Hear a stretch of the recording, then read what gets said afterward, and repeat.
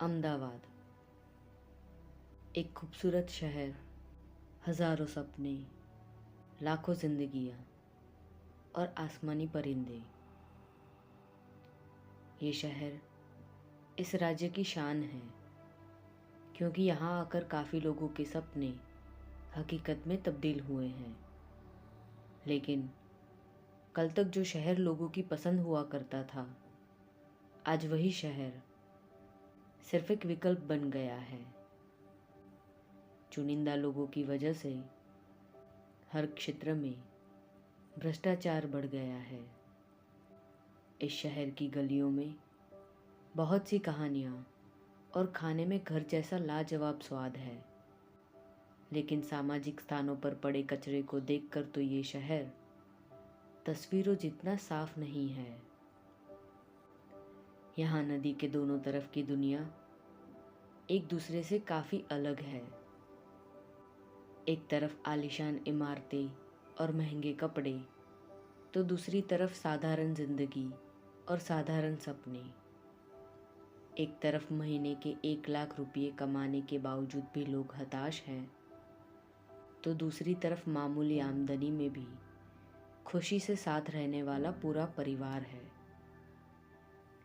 एक तरफ चीज़ों का व्यापार है, तो दूसरी तरफ मजदूरी करने वाले लोग हजार हैं। एक तरफ हद से ज़्यादा धुआं है, तो दूसरी तरफ गंदगी से बहुत बुरा हाल है। एक तरफ अंधेरी रात तक दिन खत्म नहीं होता, तो दूसरी तरफ सुबह 5 बजे से ही दिन की शुरुआत है। अच्छाई और बुराई दोनों है इस शहर में, लेकिन इन दोनों ही दुनिया के बीच से बहती साबरमती नदी इस शहर की जान है। यहाँ किनारे से आसमान इतना सौम्य दिखता है कि कभी कभी लगता है जैसे किसी कलाकार ने चित्र बनाया है। पंछियों की आवाज़ और नदी में बहता पानी, रंगीन आसमान और सुखद शांति। सर्दियों और बारिश में ये जगह बहुत निराली दिखती है। 2 पल यहाँ बिताने से ही पूरे दिन की थकान मिट जाती है।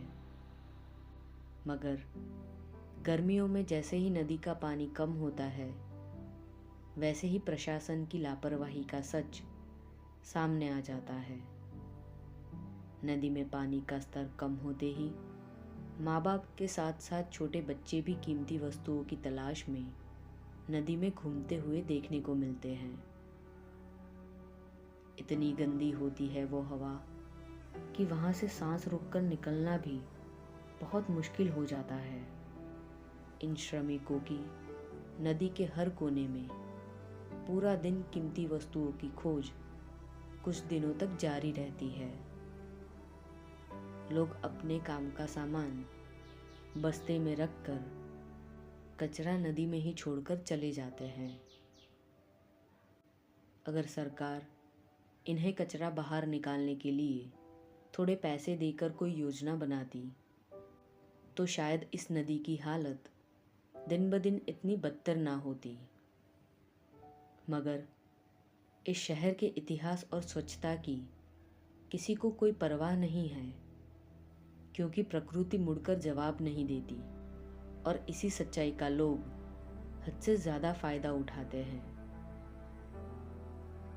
और ताजुब की बात तो ये है कि जिस नदी के साथ लोगों की आस्था जुड़ी हुई है, उसी नदी की दूसरी ओर कुछ लोग पेशाब करते हैं। रखेवाली करने वाले भी नियमों का उल्लंघन करते हैं।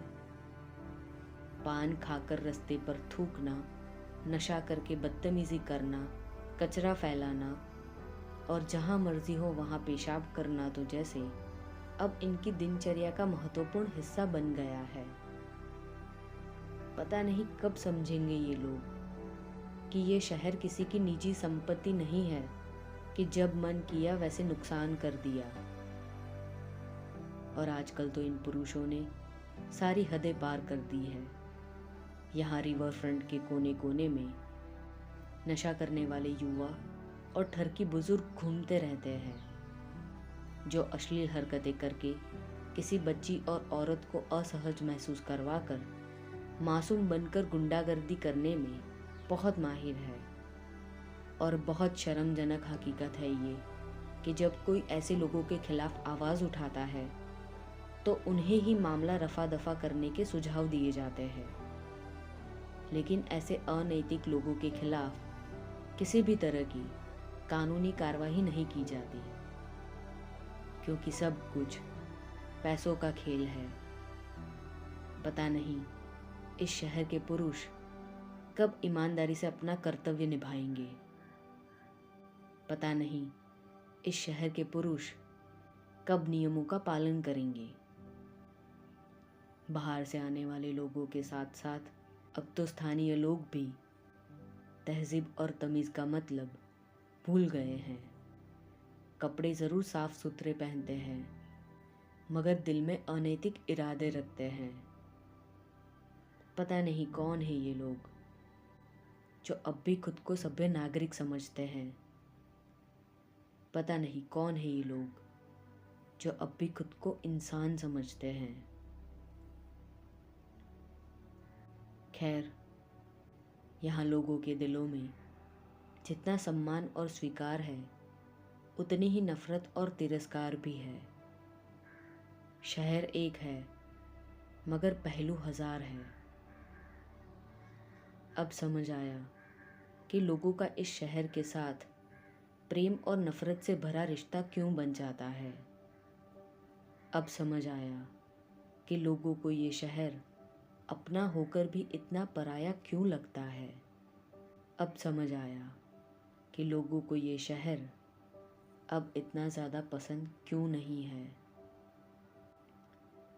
खूबसूरत शहर, हज़ारों सपने, लाखों जिंदगियाँ और आसमानी परिंदे।